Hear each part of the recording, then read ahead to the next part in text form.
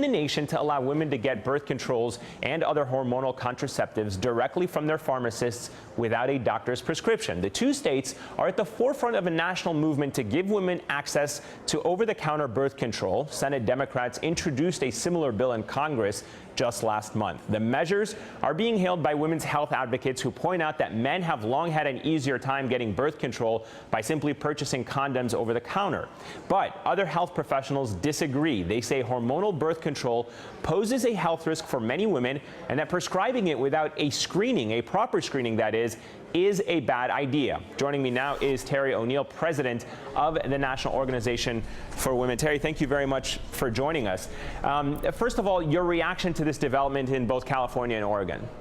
It's really excellent news for women in Oregon and California. Women need more access to basic health care, and birth control is basic health care. So I think this is overall really exceptionally good news.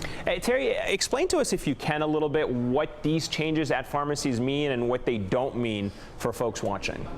So many pharmacies are going to be able to provide over-the-counter contraception for women who need it.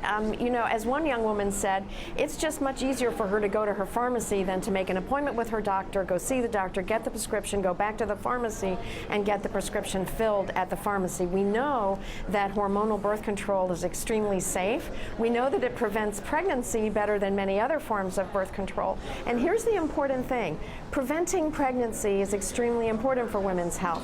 Unintended pregnancy is deadly. It's highly associated with infant mortality and maternal mortality. So we definitely want to make this better.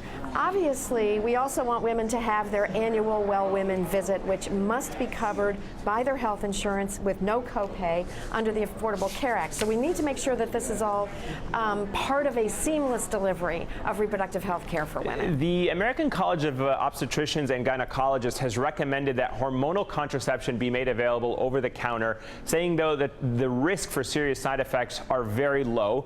But not all gynecologists seem to agree. Dr. Poppy Daniels, an OBGYN with a clinic in St. Louis, says that hormonal contraceptives put women with undiagnosed blood conditions at risk. She says, quote, "My concern is that you're basically taking women who have no counseling, no family history, no risk assessment, and they're just getting hormonal birth control with no guidance.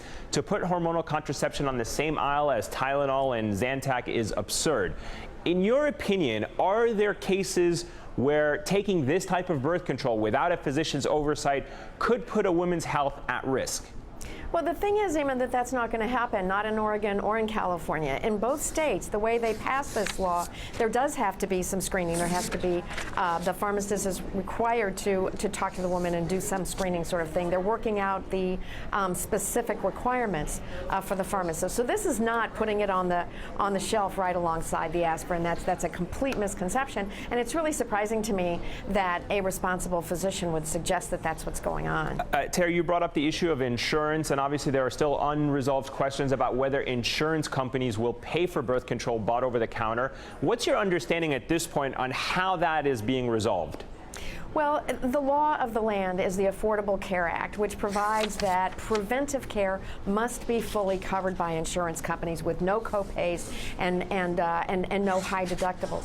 So we take the position that any contraception that is sold over the counter is nonetheless required to be covered by birth control, and here's why that's so important. Study after study shows that cost is a key ingredient in women's inability to use consistent birth control consistently and correctly, right? So if you don't have it covered by birth control, you are not, by insurance, you are not serving the needs of women. So it has to be fully covered. I don't know exactly how California and Oregon are working that out, but I trust that they will, and we will be advocating very strongly that that will happen. Terry O'Neill, president of the National Organization for Women, thank you very much for joining us on this subject. Thank you.